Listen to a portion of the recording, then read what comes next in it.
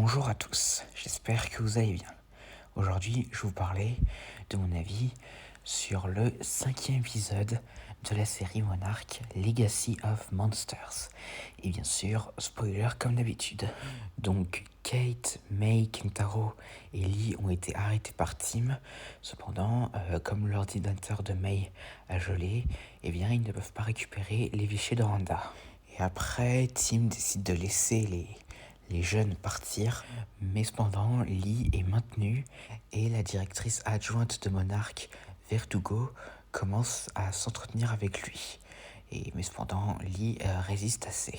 Et pendant ce temps, Kate décide que elle, Kentaro et May devraient aller à San Francisco pour aller essayer de trouver des informations dans le deuxième bureau de Hiroshi, parce qu'il y en avait un au Japon et un à San Francisco. Donc là où vivaient ces deux familles.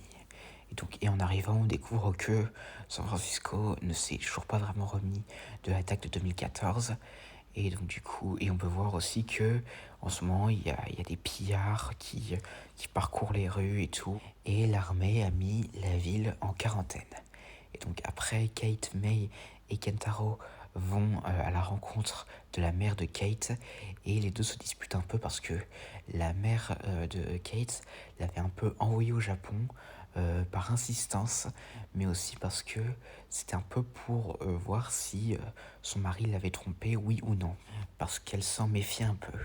Et donc après, Kate, May et Kentaro décident d'aller dans la zone de quarantaine pour voir s'ils ne peuvent pas retrouver des choses intéressantes dans les décombres du bureau de Hiroshi. Et on découvre aussi d'ailleurs que la mère de Kate ainsi que son collègue James passent parfois par là, avec des autorisations parce que ce ne sont pas des pillards. Et donc, du coup, ils s'introduisent dans la ville. Et pendant ce temps, Lee s'entretient avec Verdugo et lui dit qu'il est de retour parce que selon lui, le monde est en feu. Mais en même temps, Verdugo commence un peu à menacer Lee car elle n'obtient pas les réponses qu'elle veut. Mais ça n'empêche pas Lee de continuer à résister. Et pendant ce temps, Kate, May et Kentaro progressent dans la ville et découvrent l'ancienne école de Kate. Et dans un flashback se déroulant avant l'arrivée de Godzilla à San Francisco, nous découvrons que Kate avait à l'époque une petite amie et qu'elle avait entendu parler de Godzilla et du Mythomal pendant leur combat à Hawaï. Cependant, elle croyait à un canular. Et alors que le trio progresse vers l'école, May est encore un peu torturée par des souvenirs douloureux de 2014, avant et pendant l'attaque. Et en même temps, ils échappent un peu à des groupes de militaires. Et là, Kate et Kentaro commencent un peu à se comporter comme des vrais frères et sœurs. Genre, ils échangent des musiques et autres. Mais Kate, en raison de son stress post-traumatique, commence un peu à perdre espoir, un peu comme ça a été le cas pour May en Alaska. Mais May, en se rappelant de ce qu'elle avait fait pour elle en Alaska, réussit à la calmer. Et finalement, ils atteignent le bureau d'Hiroshi. Et comme l'avaient fait leurs grands-parents Keiko et Bill par le passé, ils obtiennent une vision nouvelle en projetant une image sur une autre. Et ils découvrent que leur prochaine destination est l'Afrique. Mais alors qu'ils se préparent, May contacte la partenaire de Tim et pendant ce temps, Lee se fait emmener. Et c'est la fin. Alors, qu'est-ce que j'en ai pensé? Alors, en vrai, ça va, mais bon, je m'attendais un petit peu à mieux.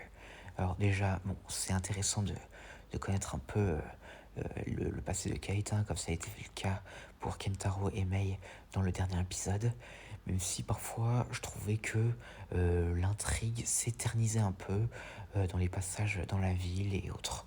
Par contre, c'est quand même assez intéressant de voir un peu ce que devient San Francisco après 2014. Parce qu'on en avait un bref visuel dans Godzilla 2, mais là, c'est encore plus intéressant de voir directement. Et donc, du coup, bah voilà. Et donc, pour la mère de Kate, alors, ça va, mais bon, en vrai, je pense que elle aurait pu avoir un plus grand développement. Parce que, bon, après, ce n'est que son premier épisode. Parce que, à voir s'il reviendra dans les 5 prochains. parce que là, on est déjà à la moitié de cette saison. Et pour les scènes entre Verdugo et Lee, alors en vrai, plutôt pas mal. Et donc, alors cependant, c'est le seul épisode où nous ne voyons pas un titan. Parce que là, on n'aura pas vu le Frostbark ou autre, mais seulement Godzilla en flashback. Et donc du coup, bah voilà. Et aussi, on a encore une fois pas eu de flashback montrant Lee, Bill et Keiko dans les années 50. Mais a priori, ce sera à nouveau le cas dans le prochain épisode, si on en croit la description et l'image qui nous est montrée sur Apple TV. Et donc pour ce qui est de la suite, eh bien, vu que là, leur prochaine destination est l'Afrique, eh bien, on pourra se demander qu'est-ce qu'il va y faire là-bas. Genre, est-ce qu'il va y avoir la rencontre avec Godzilla, comme vous pouvez voir dans le trailer, ou une rencontre avec le titan sanglier qui nous avait été montré en image faisant face à Kate, ou un autre titan. Et à voir s'ils finiront par retrouver Hiroshi. Et pour ce qui est de ma note sur cet épisode, ce serait 6 sur 10. Et donc voilà, j'espère que cette vidéo vous aura plu. N'hésitez pas à me dire ça dans les commentaires et à la prochaine.